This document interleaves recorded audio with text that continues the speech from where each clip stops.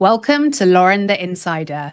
Today, I am so thrilled to be joined by the hottest name in town, the incredible author of this book. Let me pop it up on the stage, Andrew Lownie. Now, thank you so much, Andrew, for joining me. It is an incredible book. I Thank was you. just blown away. I had the audiobook and I now want to go and buy the actual book because it was incredible. It was so densely populated with incredible information. Well, also the book will give you the footnotes, which I like footnotes. They've only made them end notes, but what I've tried to do is to back up every single statement with some sort of evidence, and as far as possible, people on the record, which is rare for these sort of books. Yeah, absolutely. And it was 4 years in the making, 3,000 people approached, and a tenth spoke to you because obviously Sarah and Andrew had given some very stern warnings to people not to talk to you. They had. I literally was in one meeting where someone sort of said, "I'm sorry, I've just got a text message. I can't talk to you any further." So, they were bugging their own staff. So you can see they're kind of paranoid about anything getting out. Everyone had to sign NDAs. I remember approaching a temporary chef from 30 years before who wouldn't even tell me, and I knew he was the chef, that he'd been the chef. They clearly have the long arm of the Yorks, shall we say. Mm.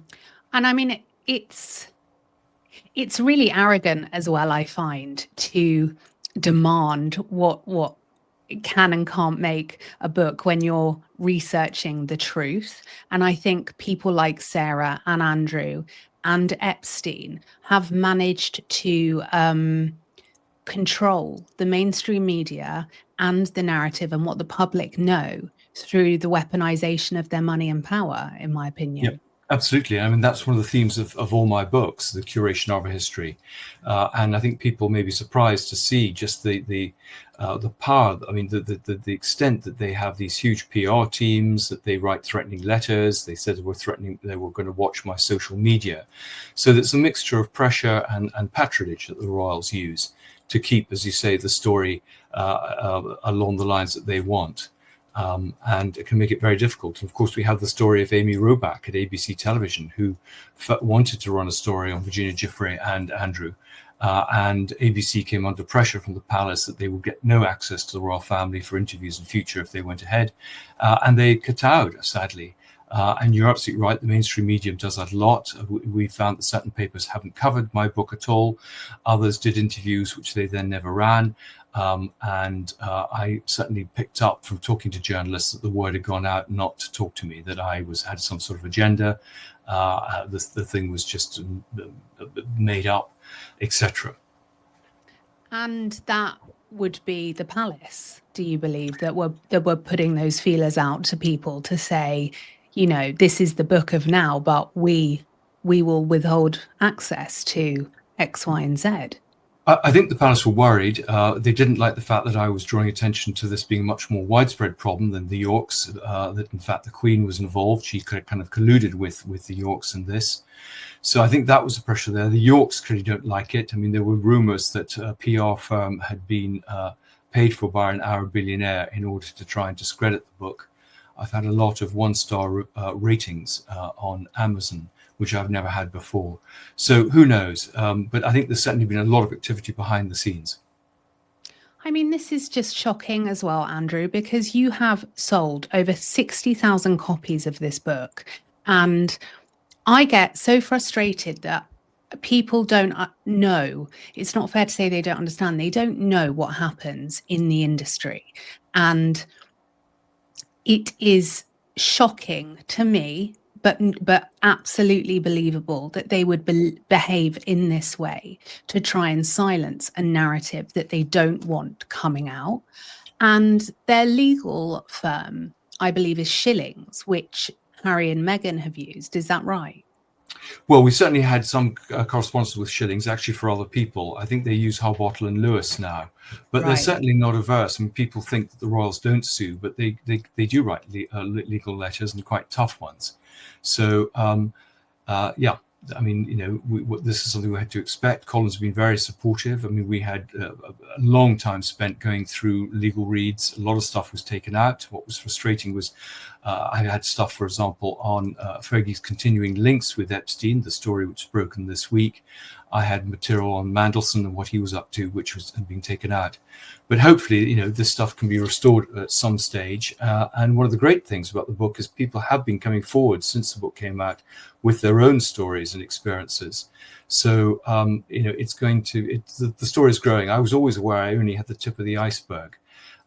Because all you get sometimes is, a court case here, a legal disposition there, some sort of leaked email there, because they have controlled the narrative so carefully. I mean, your paperback is going to be the strongest paperback release of all time because, with all of this information coming out, hopefully you can get more across the line, because it's not that it's not true what you wanted to put in those 20 pages. It's that Sarah and Andrew have the best of the best lawyers that are able to put the pressure on and legal it out, I would argue. So yes, I mean, one of the points that Colin's made is, I have to try as far as possible have double sourced, and of course I try and do that. People clearly have to sign off on what they've said for accuracy. There are ridiculous claims that you need to have affidavits from people, but sometimes people, clearly having signed NDAs, are reluctant to come forward.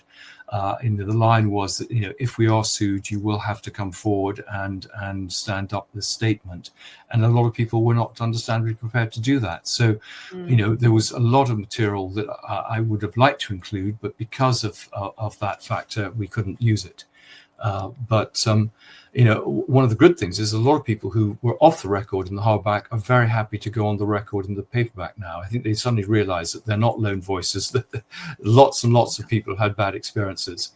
And I'm hoping that, some of the people who said no before will reconsider. A lot of ambassadors, for example, who felt that this was material that came from their job and that they were to serve the crown, may feel that this is perhaps a step too far, that there was corruption going on and they shouldn't be seen to be party to it. Poor ambassadors were actually having meetings being forced on them by Andrew and David Rowland and others, possibly Epstein, to do their own business rather than promote British trade, which was what Andrew was supposed to be doing. I mean, the corruption runs so deep. When I was going through the book, it was shocking. We often ask, how do cover-ups continue to happen for decades?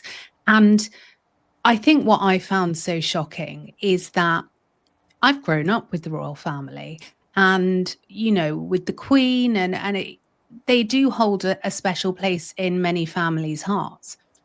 And I felt really sad that, yes, I know a lot of it is a illusion to some degree because of how they're painted in the press and what goes on behind the scenes. But they claim to not know when there's enough public uproar. But there's transparency behind the scenes, but just never to the public. Yes, I think the way the royal family operate is, they're fine to do what they want until they're caught, and then they come up with excuses. And time again, the book, they would be caught out. They would say this is a breach of something. They'll write a legal letter or whatever. And then when they were forced to see that actually there was quite a lot of email evidence to support something, they would then back off or do something else. But, I think the shocking thing for me, not just in this book, but actually the books I've written over the last 10 years, is the fact that the establishment lies very openly and tries to undermine people who are trying to tell the truth. And I was brought up that the judges, politicians, civil servants did tell the truth, or if the worst was that they were economical with the truth.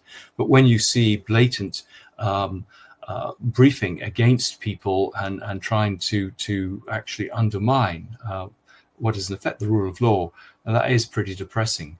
But you're absolutely right. The mainstream media, royal media, is all part of the royal rota. They, the deal is that they will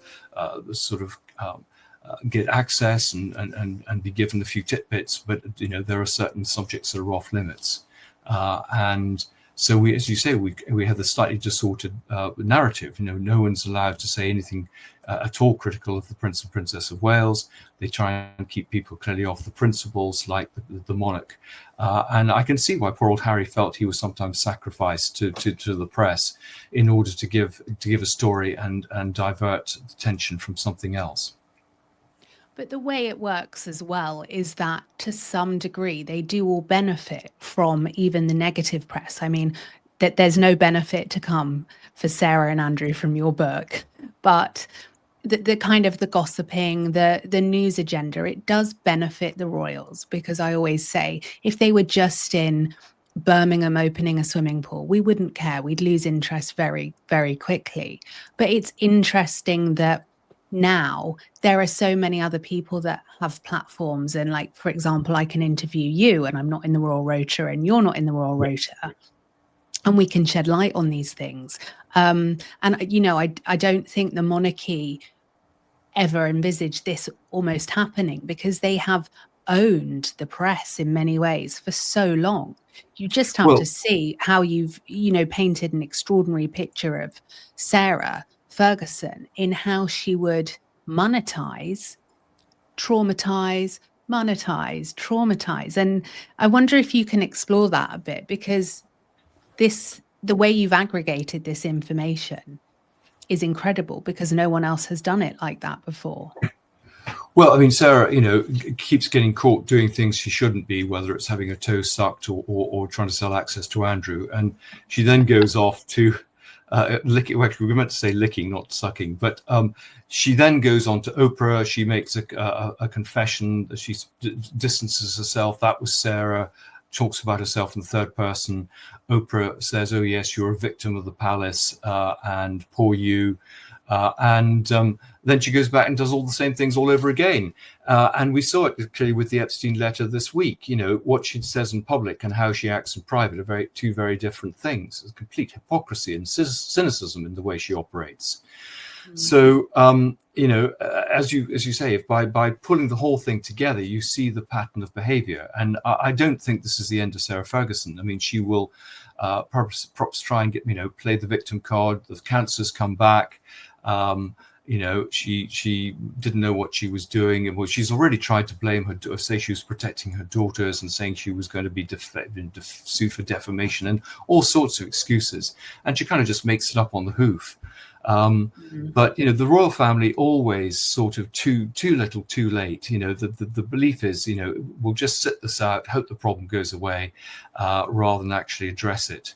And I do think that this time people do feel very strongly that there needs to be more transparency and accountability about a whole range of issues. They don't like the idea of them monetizing their position for personal gain. They would like to have more openness about their finances. One of my complaints is the way that they suppress documents, that actually they have a responsibility as public figures to preserve their archives, but they've always been destroyed or thinned out. There's the Queen's papers being sorted by a former footman rather than a group of historians. So, they take a very cynical view of things. The public can be deceived. And of course, we need all these sort of changes. They shouldn't be exempt from the Freedom of Information Act. There should be an opportunity for Parliament to ask questions about them. I think there should be some sort of royal register so that we know what they're putting their money into, because a lot of them, including the Queen, were using offshore accounts. I mean, I think that the royal will should be unsealed. There are a whole series of things they could do which would give people a bit more confidence that we the taxpayers are getting not just value for money, but they're not doing something on the side which kind of undermines our respect for them.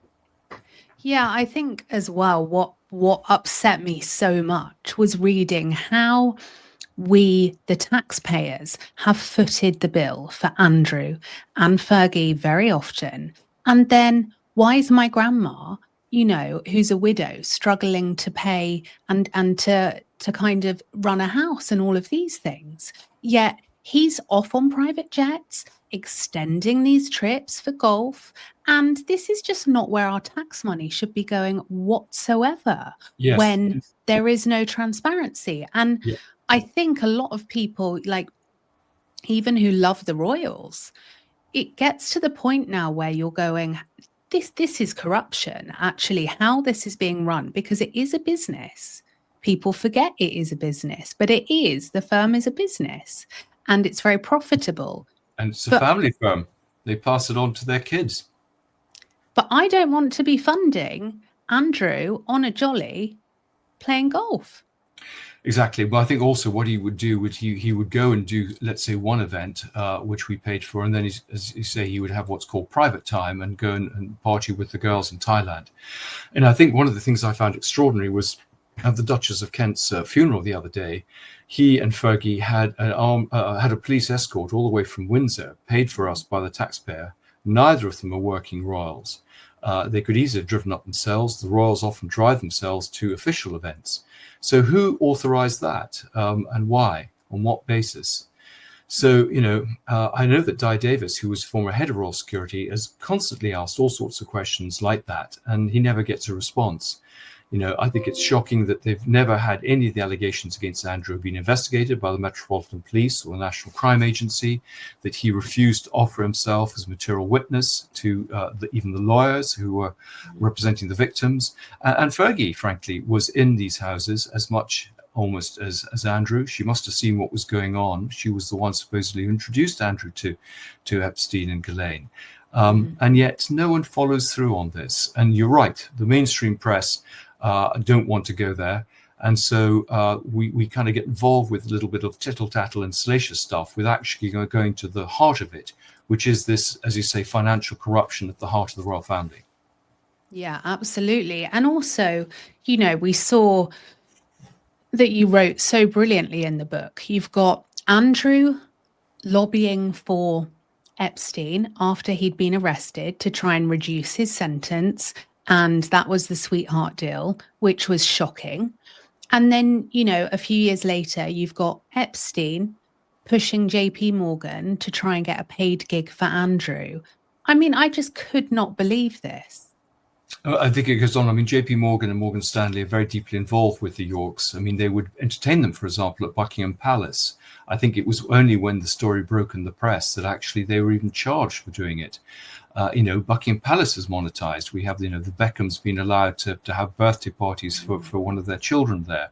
And the Yorks say, well, we're entitled to invite people to private parties. But this is a building that actually is paid for by the taxpayer. It's not a place for them to use to get some favors from various people. But yeah, JP Morgan and Morgan Stanley are very deeply involved. We may see with the Jess Slaley case other things emerging, but I suspect we won't. It's all been destroyed. And we've seen members of the royal family get jobs at these places. So, I mean, this is why there does need to be much more scrutiny of how they operate. If they can't be trusted to behave well, then, we need to be able to examine what they're up to. Yeah, absolutely. And I find it incredibly frustrating as well, because I really truly believe that the Prince and Princess of Wales, I think they will do an incredible job at the right time. And I think they are transparent and honourable, and I have full faith in them. But the way things are going, they are going to one day be handed a monarchy that is near disrepair, because the drama and also the really sinister side of all of these accusations come at a time as well when there's no trust with our government. And so our royal family, there's a real lack of trust there as well.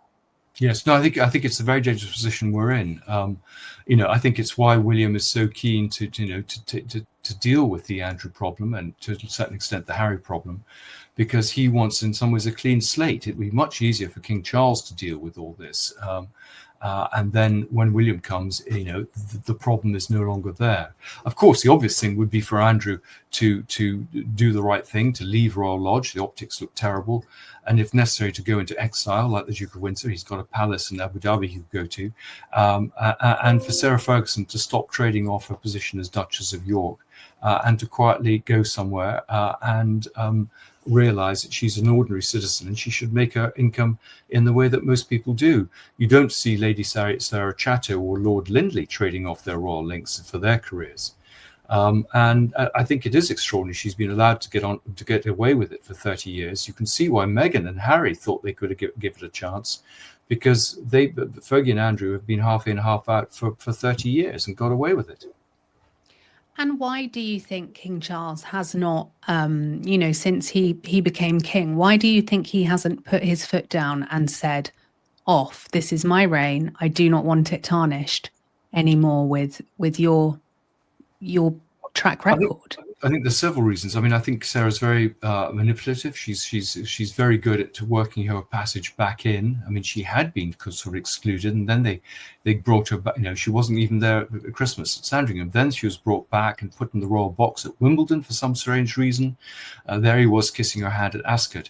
I think he's quite a weak man. I think he perhaps gave assurances to his mother that he would ensure Andrew was okay.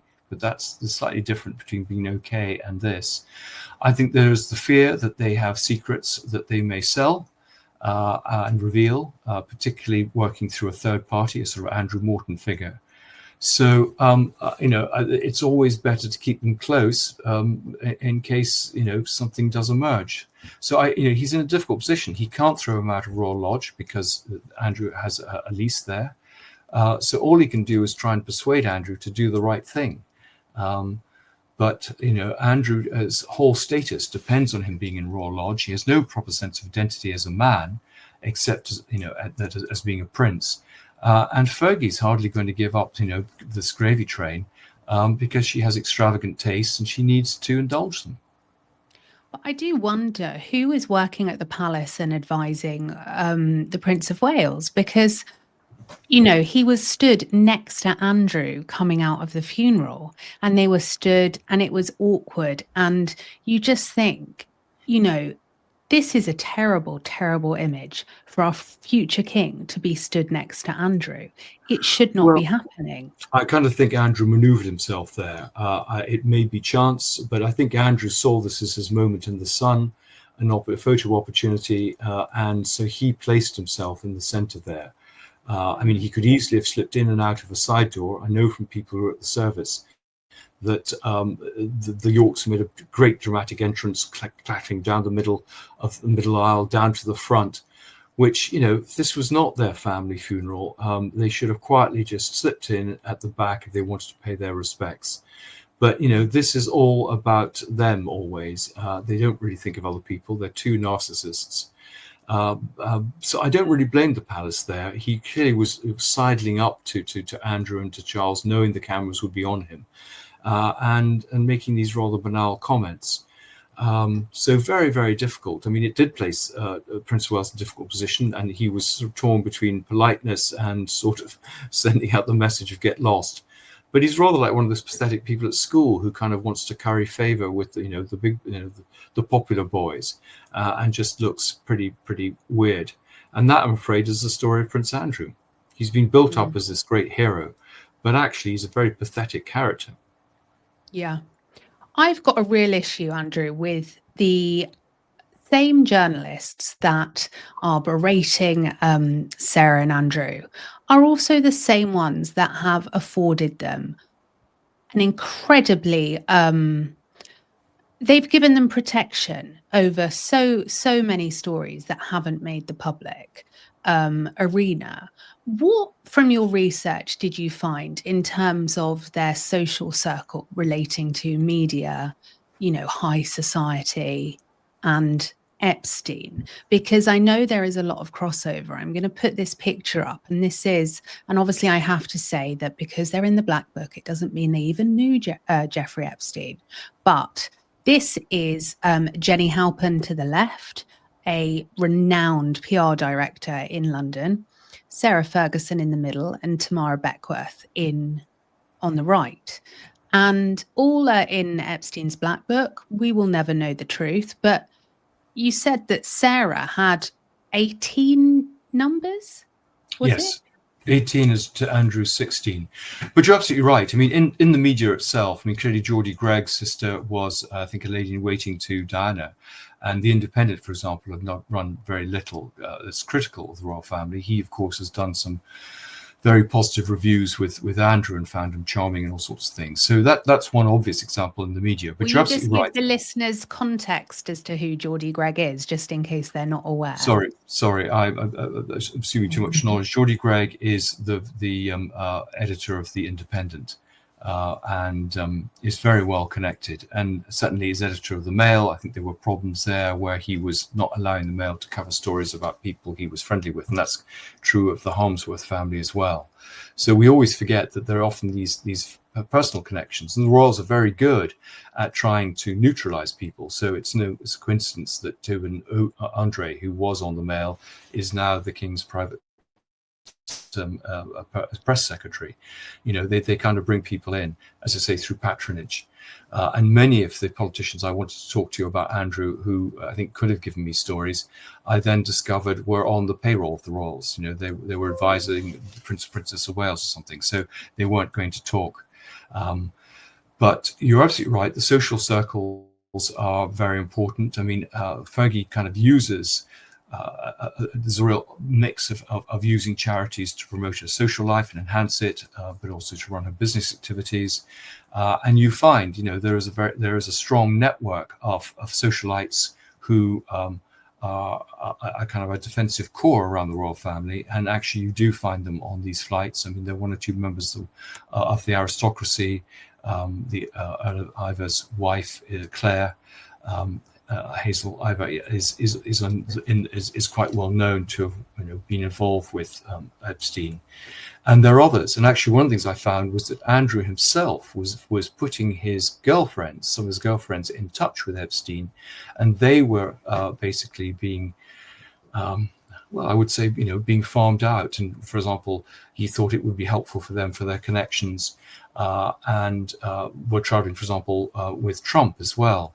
So he was kind of, I have to be careful how I put this, but I mean, people have alleged he was kind of pimping out his own girlfriends in this whole situation. And it's a very, very, so they're all connected. Ghislaine was finding girls for Andrew in the way that she was finding girls for Epstein, slightly older ones. And there are a whole series of society figures who actually, one of them was, two of them I know, were madams in a previous life, who are now sort of living in smart parts of London and married to very rich and often aristocratic figures. So the whole thing beneath the surface is much murkier than one imagines. I mean, it's unbelievable. It really is. But when you've been in the industry, it's an open secret who may in the industry have had, let's say, a more colourful CV than others.